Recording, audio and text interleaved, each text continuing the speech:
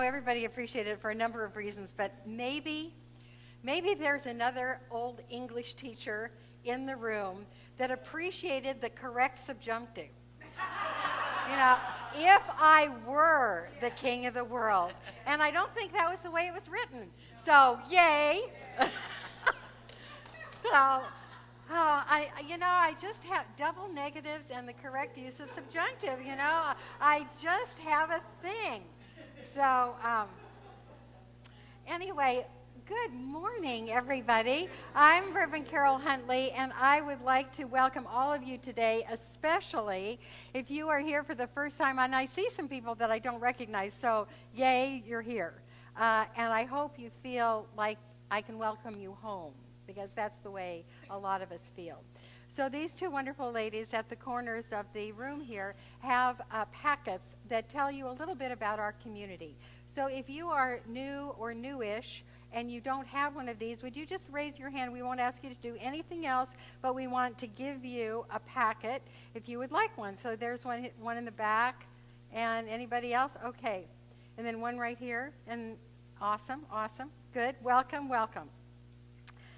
All right, you are here at the Golden Gate Center for Spiritual Living, and we have a vision and a mission, and these are it.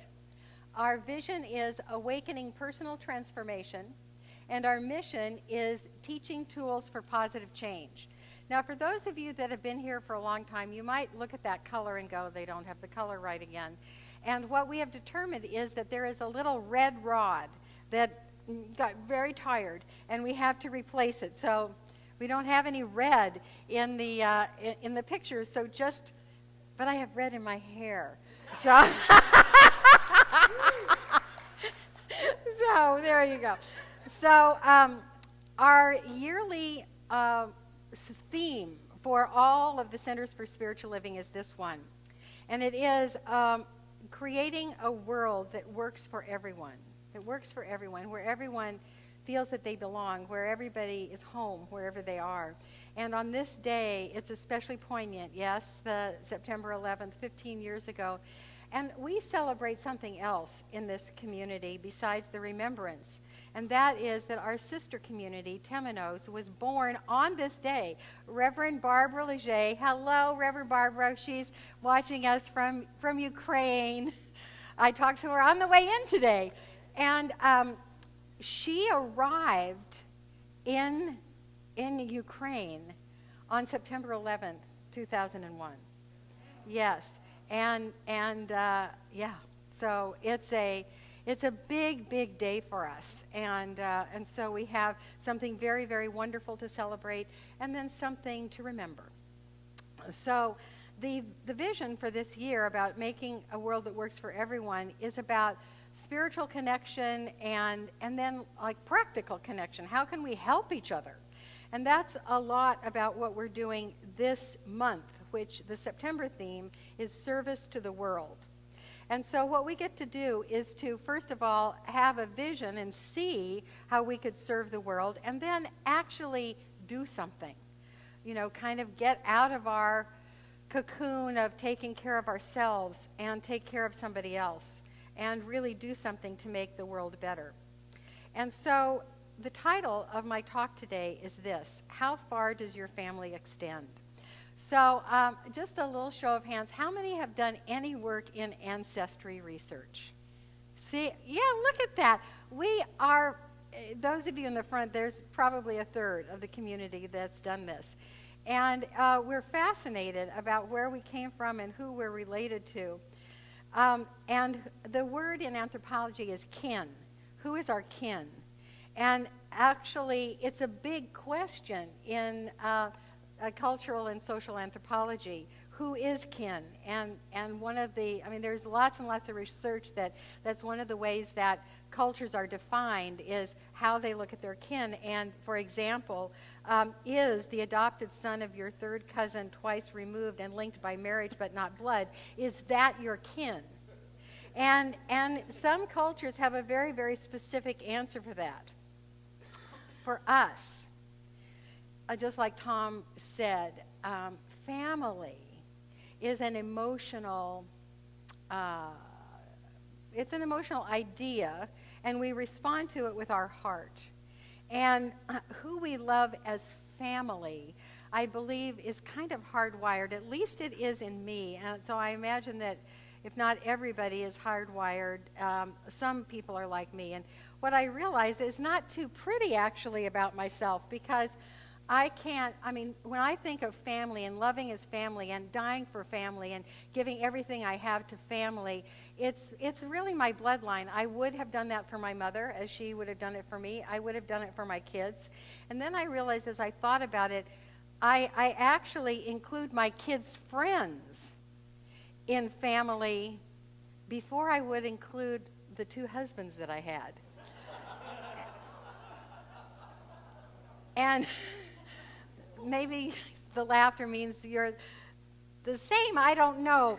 But I don't like that, but that's the way it was. And I got to realize that. And so I thought, me, certainly, and I bet all of us could expand who we felt family is, who we call kin.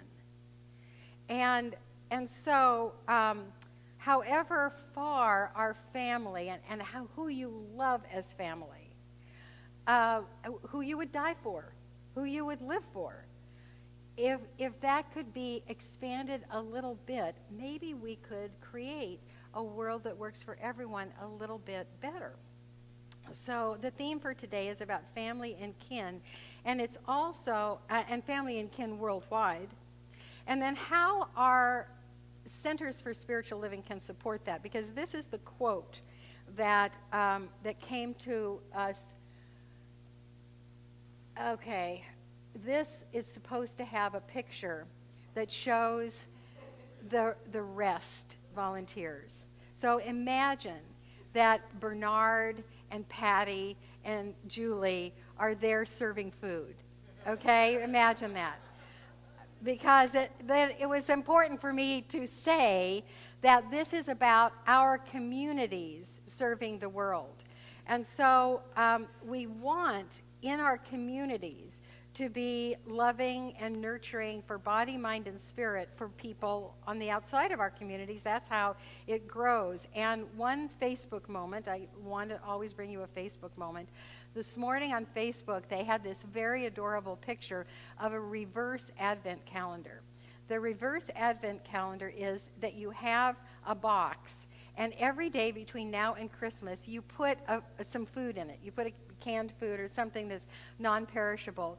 You put something in every day from now until Christmas, and then on Christmas, you take the box to a food bank. And that's the reverse Advent calendar. I thought that was very cute. So today we are about extending our concept of family. We are about honoring and celebrating service in our communities, and we have a whole event after the service that does that. And we see the world benefiting by our service. So it's about, the topic today is about getting out of ourselves and including others. So I want to speak to those of you who came with a very personal issue, because you might be thinking now, she's not going to say anything for me. I am.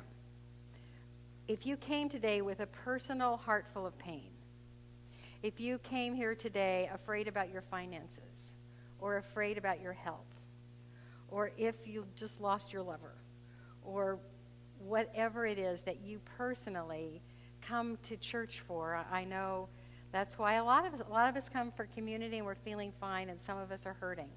So I have 3 things to say to you before I launch into the community topic, and that is, if you just hold that you will receive a healing idea today, you will. Secondly, we have these wonderful practitioners that are at the practitioner table that are trained to pray specifically for you using our perfect healing type of prayer that will be right in the center of your heart and do the healing work for you. You can get that after the service. And then the last idea came to me because I was thinking of this, and the best example of being personally oriented and needing to go outside of that is being in childbirth, actually. I read, when I was pregnant for the first time with Michael, first pregnancies, you have, at least for me, you had a lot of time to read about what was coming because you were really curious about it, and nothing has ever prepared you for this, so I read a lot about it. And I read this wonderful book called Spiritual Midwifery. Maybe some of you my age remember it. And one of the things they said was, when you are right in the middle of a surge, that's what they called it, a surge in childbirth, give love to your partner. And the idea was, when you are tempted to be absolutely centered on yourself, it will help everything if you give some love to somebody else. And I believe that's true. All right, you ready? Okay. So, to nurture the world and those in it, first of all, and these are going to appear like on this photograph with Bernard and Julie and Patty. We must be inclusive. So what inclusive means, it's all us. You look around here, it's all, I mean, it's proper to use that pronoun. Oh, aren't we in English class today? There's no us and them, it's just us. And so the news is so instructive in this way, because we can think, somebody broke the law, I'm going to include that person in my concept of us. Somebody believes differently from me and speaks it very, very loudly, I am going to include that person in us. Someone committed a terrorist act, I'm going to include that person in us. Somebody's just bothersome and I wish they would go away. That's even okay to wish that they would go away if you include that they're us, that they're in that moment. So I want to read to you a quote from David Bohm, who's a theoretical physicist, and he has something very wonderful to say about this. I believe in the absolute oneness of God. This is a theoretical physicist, aren't you happy? And therefore, humanity. Though we have many bodies, we have but one soul. The rays of the sun are many through refraction, but they have the same source. I cannot therefore detach myself from the wickedest soul, nor may I be denied identity with the most virtuous. If you and me can wrap our mind around that inclusivity piece, that it is all us, and that we all have tendencies in us for goodness and for destruction. And most of us have learned how to move those around so that we are more good than harm in the world. Most of us have done that, thank God, making the world a better place. The more we can include everybody in the us, the happier we will be and the better we will be for the world. Because what happens is our compassion is exercised. So the next thing about being good for the world is to be compassionate. And it falls naturally when we include people. It's very easy to be compassionate with the people that we like, right? It's difficult to be compassionate with people that we judge or we compare or we justify animosity. And you know, it's still not only possible but relatively easy for me to nurture a grudge, I am sorry to say, but at least I recognize it. When I am muttering to myself about someone, if I can say, wait a minute, I'm going to meet them in my heart. I'm going to open my heart, invite them into my heart, and realize that they're one of me. They are one of me. And they are kin. They're family. And we can sit in our hearts together. Then the other thing that I want to talk about this topic, about being good for the world and having our communities be good for the world, is that we need to be actualizers of the law. Now, we talk a lot about law in our philosophy, and if you want to learn about it, you can sign up for a class. Any class would talk to you about the law. But basically, we talk about spiritual law kind of like gravity. You can't break it. You can't escape it. You can't not prove it's true. And so the first law that we talk about in our prayer treatment when we start a prayer is that everything is one, and that one is God. And so we can, this is the first law, and that fits right into inclusivity. So we can approach this law in 3 different ways. We can first of all ignore it. And you know what happens when you ignore gravity. You know, you will fall off the roof if you try to fly. We can ignore the law and bring ourselves into pain.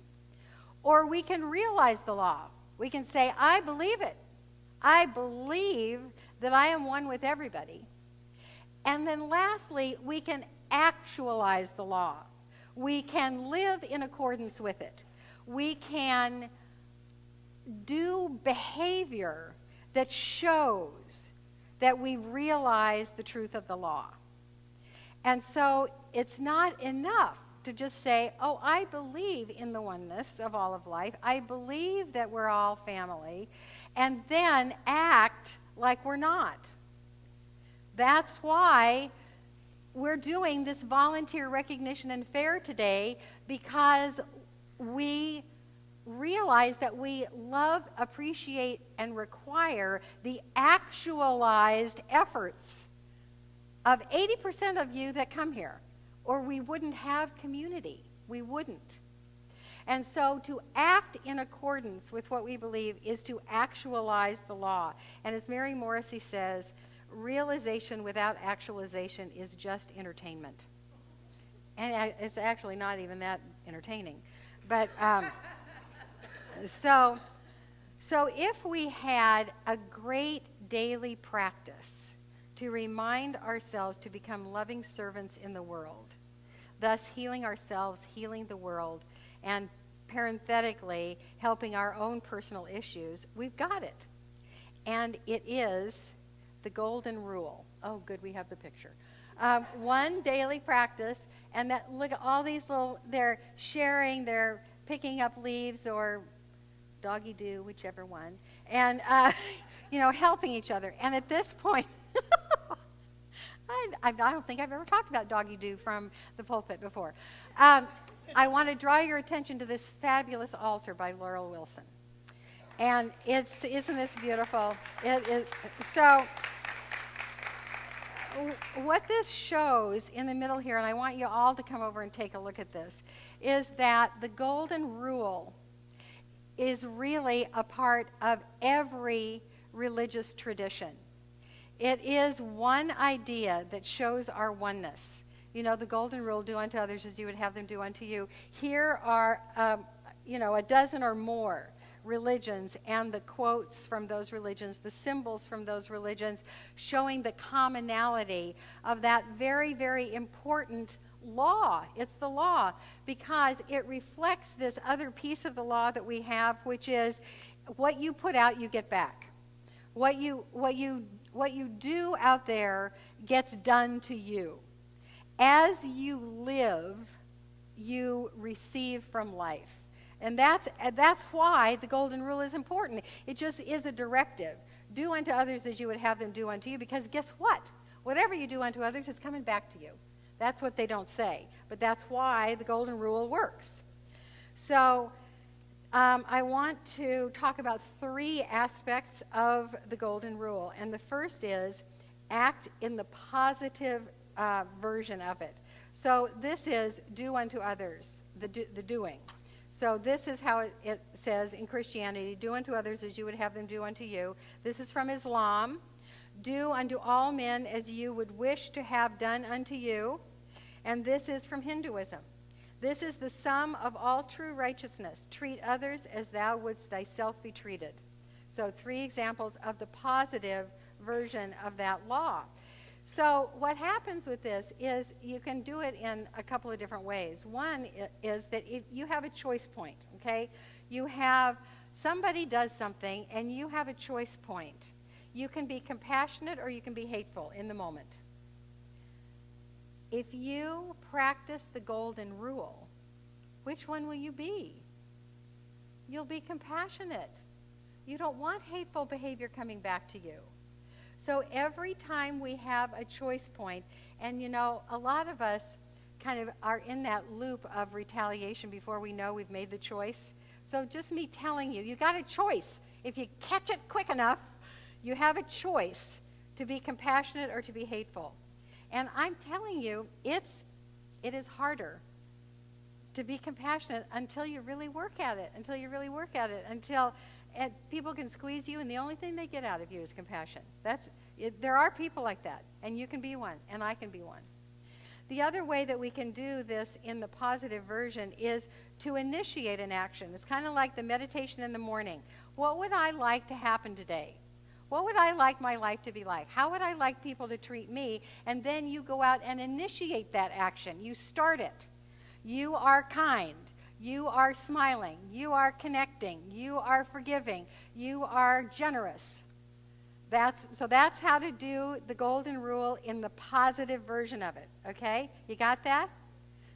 This is a tool for positive change. This is one of them tools that you can do before lunch. All right? The next is fulfill the converse. Now, the converse, of course, is don't do what you don't want people to do to you. So here are some examples of that. In Judaism, what is hurtful to yourself, do not do, or do not, what is hurtful to yourself, do not to your fellow man. That is the whole of the Torah, and the remainder is but commentary. From Buddhism, hurt not others with that which pains yourself. And from Confucianism, Su King asked, is there one principle upon which one's whole life may proceed? The master replied, is it not reciprocity, such a principle? What you do not yourself desire, do not put before others. So that is fulfilling the converse. Don't do what you don't want. So I came across an essay, it's from Facebook. Actually, Mary, my housemate, found it, and she sent it to me. The title of this essay was, Hurt People, Hurt People. That says it, doesn't it? People who are themselves hurt are prone to hurt others. Hurt people, hurt people. So when we can stop that reactionary loop, because we all have hurt inside us. We all were treated unconsciously by unconscious people. Somebody in our life did not recognize the magnificence of our soul. And they said something that reflected that they didn't. And so that hurts us because that's a lie. And if we've internalized it, it's a horrible thing to walk around with. And when someone scratches at that, we react because it's so hurtful. But again, if we can stop the reactionary loop, and instead, when we feel the rise of anger, for that to be a cue to breathe and stop the hurtful action. It's huge work, but it is so healing. And then the last way, are you getting this? Are you getting, okay, good. The last way we're going to think about the golden rule is this, and that is practice the rule in thought. Now for me, this is the hardest because nobody really sees what I think, you know. But what you want to do is not even think about others in ways that you do not want to be thought of. And if you act from a lower place in yourself, if you act from a reactionary point of view, if you are not the highest version of yourself in every single moment of the day, wouldn't you like people to kindly point that out and be in their forgiveness mode instantly? To say, I know I don't think you wanted to do exactly that, but you know what happened there, I felt this way, and I know that's not you. Wouldn't you want people to do that? Instead of turn around and curse you as they walk away? Yeah. So that's what we have to do. We have to think kindly of others all the time. I know it. I know it. I know it. But you're looking at me like, really? Yeah. So I'm going to come down to the concluding part here, and this is inclusivity, but this is so cool because it shows our differences. So we have thinking styles, language, ethnicity, religion, nationality, experiences, perspectives, job level, race, culture, skills, age, sexual orientation, physical abilities, and gender. So all of these ways are the ways that we're distinct from each other. And all of these ways, if we can hold them as interesting and wonderful diversity, but all in all, we are family. It's all us. So reviewing, it is all us. No us and them. So I'm going to say something that I said 15 years ago. And it is the thing that you remind me that I have said more than anything else. And when I realize I said it, it's hard for me to live it. But what I said was, 15 years ago this Sunday, one of us flew an airplane into a building.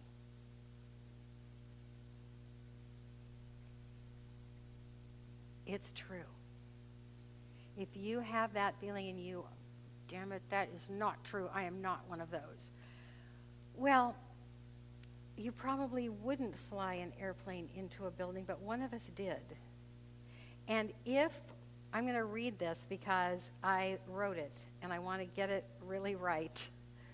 If we live with any hatred, anger, or self-righteous separation, we must see ourselves in those who collect enough of that energy to act upon it. Because that's what happens. If we put that energy in the world, there are those people who don't have any other solution who will collect that energy and act on it even if we don't. And so the effort is, don't put it out there. Live in love, compassion, and inclusivity, and work on healing, judgment, destructive self-righteousness, and separation. All right, with that one, let's all breathe. Yeah, baby. And listen to Al Einstein.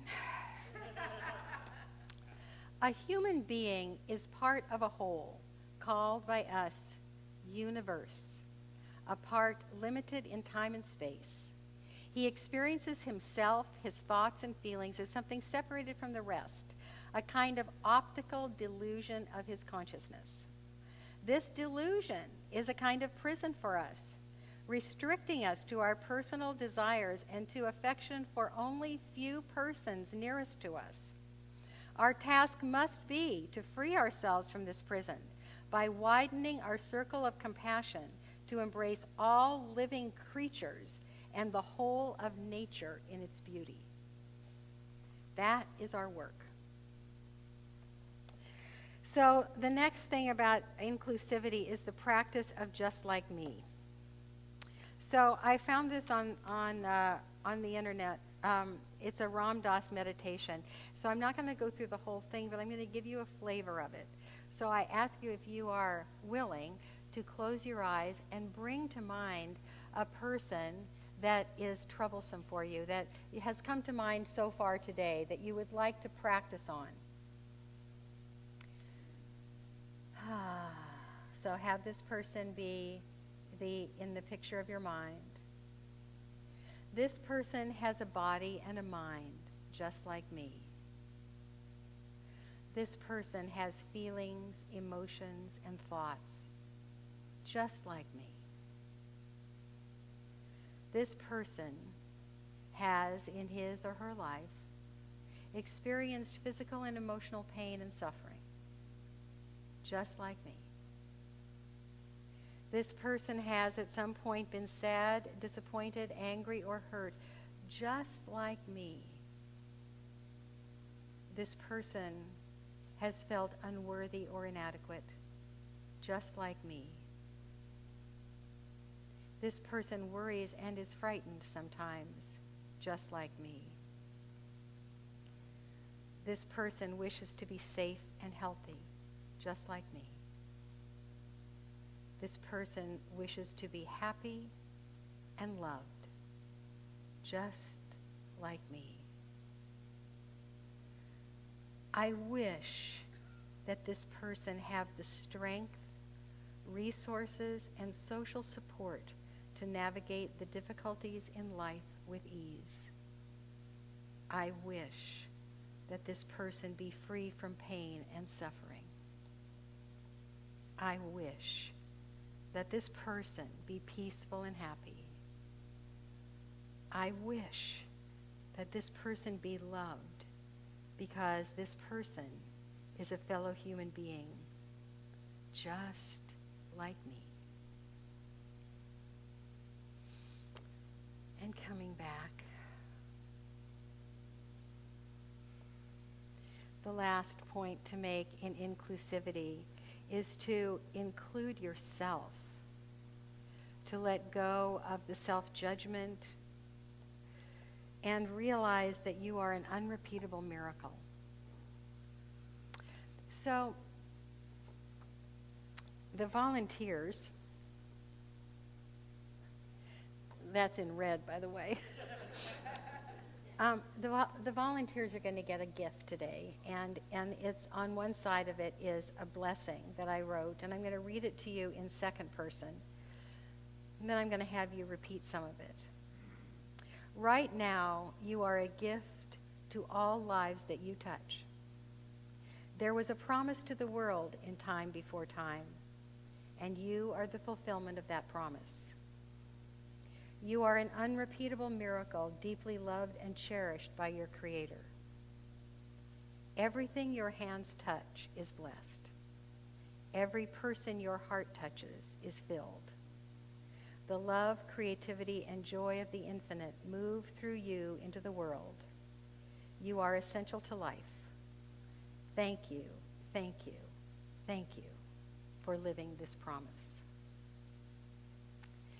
And so a little bit of that in first person, if you would repeat after me. Right now, I am a gift. Right now, I am a gift to all lives that I touch. To all lives that I touch. There was a promise to the world. There was a promise to the world. In time before time. In time before time. And I am the fulfillment of that promise. I am the fulfillment of that promise. Bless me. Bless me. Bless me for living this promise.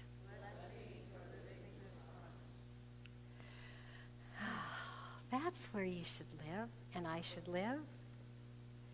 So, moving into the conclusion of the talk today, I want to read a part of an email from Reverend Barbara Leger, who wrote this today, in response to some of the things on the minister's listserv about the 9/11 anniversary, some of which were more conscious than others.